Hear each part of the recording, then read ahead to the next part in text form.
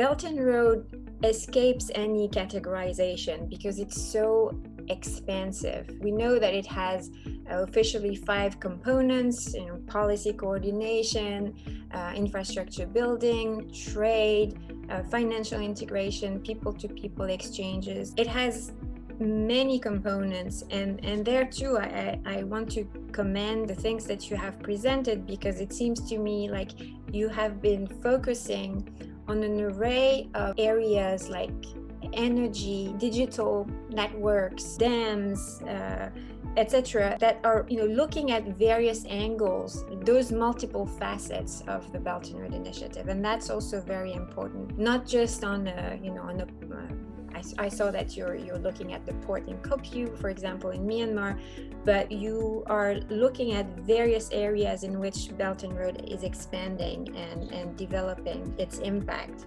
The BRI Monitor is a regional initiative that seeks to advocate for greater transparency and accountability by identifying governance gaps associated with Chinese-funded projects in Southeast Asia. We needed to understand more deeply the trends that were happening within the country and to understand the risks, for example, weak public procurement regulatory regimes, a lack of information on and robust oversight of BRI projects, a weak governance of state-owned enterprises, and corruption.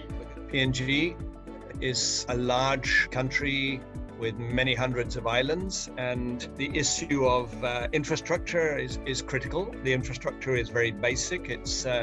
It's costly to deliver, and that really is a handicap to business and economic activity and governance. So there is a strong need for investment and finance for public infrastructure. The question is trying to ensure that that is affordable and that what is funded is actually what is needed and not what some external party thinks is what's needed. The Philippines, on paper, always seems to be, following the rules. That's the pattern. In the Philippines, if you just base it on the documents, sure, we have the documents, but in reality, if that's what's happening on the ground, if that that sort of good governance is happening on the ground, is another question. And then even just when it comes to, for example, the availability, when it comes to transparency, right, and the availability of these contracts and these government documents. If you ask a government agency, are the documents available online? The answer is, if it's a yes or no question, is yes, they are online.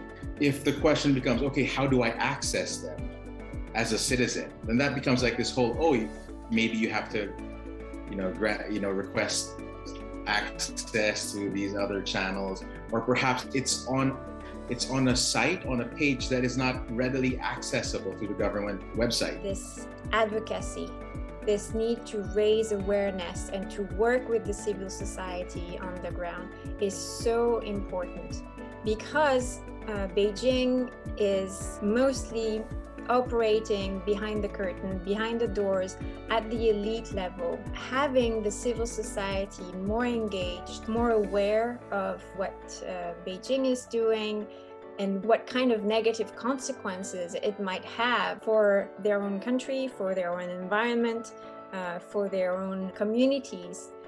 It's crucial